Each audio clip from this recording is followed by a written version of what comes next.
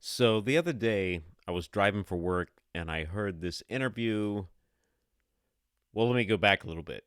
So I was listening to NPR only because I was really bored and I just wanted to see, because I hadn't listened to NPR for like 15 years. So I was like, I'm going to turn it on, just see what's going on, see what they're talking about. It's probably crazy and not that smart.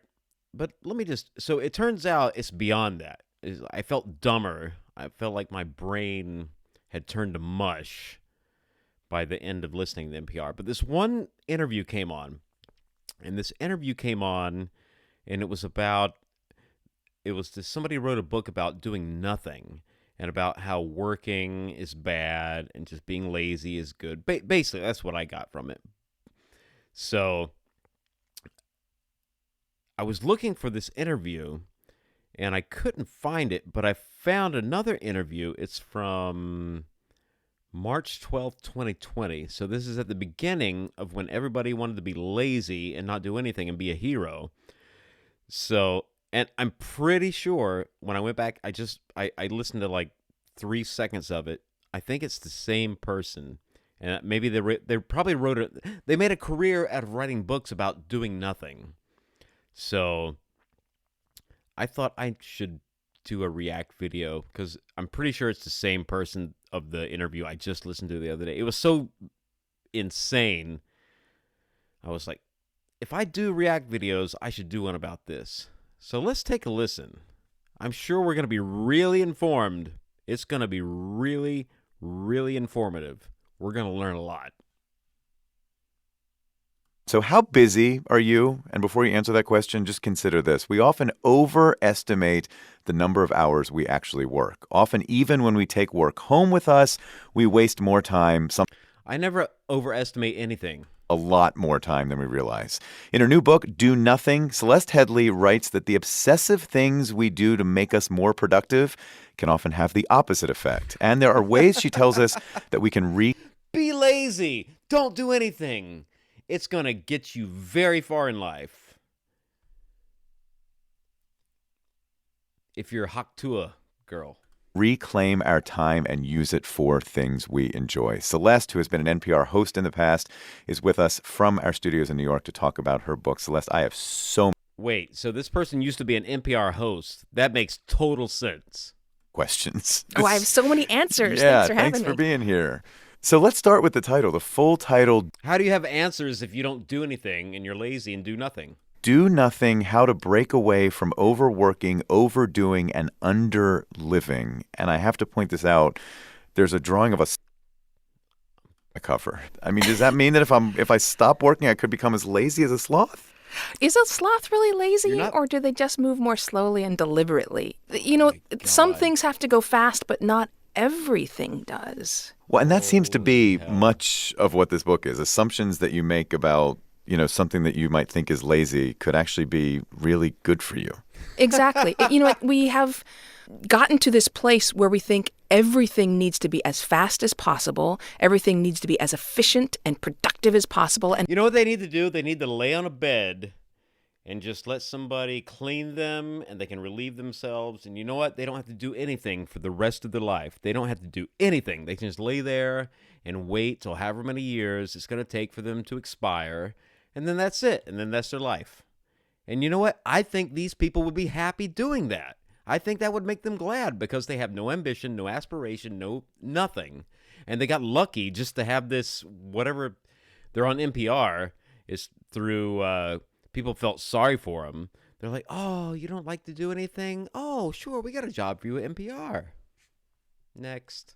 we are pushing our brains and our bodies in a way that they're just not biologically or emotionally equipped to do. Now that is bullcrap. The human body and mind was equipped to deal with way more than what modern humans are dealing with. Modern humans are dealing with basically nothing compared to the terrible things for the past however many thousands of years you want to go back. They've been dealing with all kinds of terrible things. Like right now, it's like Easy Street. It's to do. The brain doesn't persist. The brain pulses, which means it needs alternation between rest and focused labor, rest and focused labor. That's how it works at its best. So if you push that too far, you're just overdriving the engine and you're going to burn out. What was your aha moment when you, as you put it, realized that you were underliving? The big one was where I was literally bedridden for the second time. Yeah, and you're probably happy. That's probably your happy space, is being bedridden. You don't got to move. You don't got to do anything. You can just lay there and rot. For the second time in less than 9 months, and thinking to myself, what is happening? Because I was more successful than ever. I had all the things that sort of checked all my boxes, right? I had plenty of money. Things were going really well for me. So why was I not just sick, but miserable? And that Well, listen to your voice, for one. I've had to start questioning my own assumptions about what was it I was trying to achieve? Why was I pushing myself so hard? Like, where was I pushing toward? And that sort of started the whole cavalcade of research. And I feel like what you talk about going through is something that People get paid to talk like this, by the way. so many of us can. It becomes stuff that we feel like we just need to do. There's no choice. Yeah, and you know what's interesting is I forced myself to not do it, right? I forced myself to not look at email for days at a time. It was terrible. I didn't get to read one email. And realized nothing exploded. The world went on. You know, I do an untouchable day each week, which is one day a week I don't look at email and I don't look at social media. And I really struggled to keep it up. I put a vacation responder that said, look, if it's really important, just call me. And it's been 2 years, David. No one has called. Yeah, who the hell would want to talk to you? Nobody. And that really is Nobody, telling right.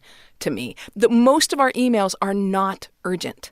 You look Especially back yours. at history and you tell us that this is a relatively So he had to stop and think. It's like, how am I going to follow up with this?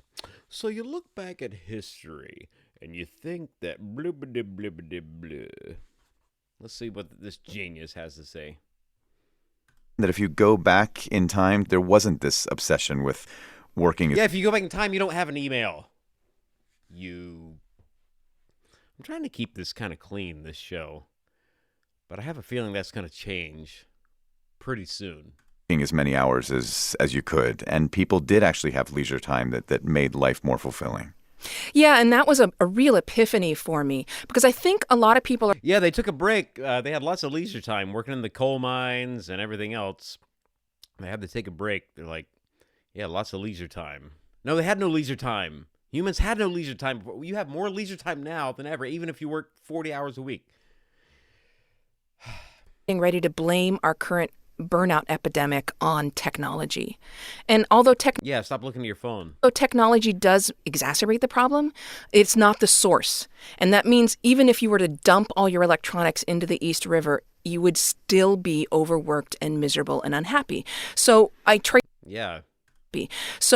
traced it back to the beginning of the Industrial Revolution. And I mean, it literally changed the way our species lived and worked, almost every aspect of it. So it's not surprising that some of those changes are not working out for us. You know what I would like to do? I would like to take this chick. I don't give a shit what her pronouns are. I'm going to call her a chick. I would like to take this chick, make her work in an asbestos mine or a coal mine for like 3 months. And then after those 3 months, let's do the same interview and see what she has to say. Be really interesting. I guarantee she has not had that kind of background. Out for us. And I think it's time for us to go back and re-examine some of the things that are different now from the way that we were doing them for most of our species history and ask. And who is this we? Because there's a lot of people still doing the same crap, especially in other countries. So let's get over that. Species history and ask if they're serving us. One of the things that's becoming quite clear is that the brain simply does not have an unlimited number of focused hours in the day. It works at its best when it puts in focused, non-multitasked hours, focusing on one thing at a time. That's BS. Focusing on one thing at a time, and then gets time to not be focused on productivity. What you're You gotta watch Netflix. You just have to let your brain turn into mush and not do anything ever. And just at least 3 hours a day, not do anything. Let your brain turn to mush. Complete mush. Because if you think it, your neurons, they overstimulate. Brain is doing it. It's reshifting the things that it's learned in, say, the past 24 hours. Yeah, that's called sleep. That's when you sleep. You have to sleep a little bit. You don't. I prefer to sleep. 6 hours is nice, but you don't even have to have that. 4 hours, you can get by with. Did it for years. Hours. It's shifting through memories. It's making new connections. It's doing surprising things because it's not focused on a task. And so that's where a lot of creativity comes from and innovation, because it's making unexpected connections. Well, and this speaks to some of the solutions. All these people are doing is try to justify all the people that at this point in time, March 12th, 2020, everybody was staying home. They thought they were a hero by doing nothing, absolutely nothing. Like, I'm a hero. I'm doing so much. No, you're not doing anything. You're doing exactly what you wanted to do all along, which is absolutely nothing. And now you're a hero. That's all this is. And they're trying to help people feel better about doing jack shit, and so that they can feel good about themselves. That's all this is at this point in time, March 12th, 2020, when this was recorded. The new ones, I'm going to find the new one, but here's the problem with NPR. I was looking it up. Apparently, they don't post their new ones, and it's like 3 or 4 weeks. So in 3 or 4 weeks, the one I just heard on the radio will actually be on the website. So we're going to do a part 2 to this, because I'm pretty sure it's the same person. This is so dumb. Of the solutions that you suggested, and one critical one is to actually spend a couple weeks with like a diary, charting your days and how much time you're spending on what. And you said people don't write a diary. That sounds like a lot of work. What? And you said people might really be surprised when they do this. Yeah, I think it is a surprise to people because it does feel like we're working more. But researchers have kept pretty good records of time use for decades now. And there's no evidence that we're working more hours, even if you calculate in polluted time, meaning the time that you spend at home answering emails. Polluted time. I have never heard that before. Polluted time. She probably just made that up. At home answering emails. And I think that brings up a really good question. I would like to welcome everybody to Polluted Time with Early Gates. Really good question of, if it is true that you are working fewer hours, and you probably are, than say your parents or grandparents, why are you so much more exhausted? Because you're lazy. That's why you're more exhausted, because you're lazy. You're getting weak. Weak and lazy. Mentally and physically, both. Have you looked around how sickly everybody looks anymore? Weak and lazy. Much more exhausted. That's sort of the question at the heart of this. Because I don't question anybody's claim that they're exhausted. I know they are. I was. And what's the answer? Why are we feeling so stressed if we're not working harder than we used to? I think I just said that a minute ago. Problem is that your brain sees your phone as work. Anytime that phone is visible, your brain is expending part of its energy on preparing for a notification to come in. It's like a runner at the starting gate. In fact, they've shown in some cases that people will lose IQ points, 10 to 12 IQ points, when their email inbox is open or their cell phone is visible. And listening to this program. You're carrying your work literally everywhere. As far as your brain and body are concerned, you're never taking time off. And the thing about keeping that diary is the more honest you are, the more helpful that's going to be. Once you subtract sleep. Dear Diary, I wish I had never listened to NPR. And work and eating and commuting and all those other things, you have probably somewhere between 5 or 6 hours a day at your disposal to do with as you please. And if you're using up half of that, idly paging through Facebook and liking things, it might come as a surprise to you that you have more time than you think. And I think that was my biggest surprise. Once I cut out those things. Yeah, people used to spend that time just watching TV. Now they're playing on their phones. It's the same thing. The TV has now turned into the phone. It's the same exact thing.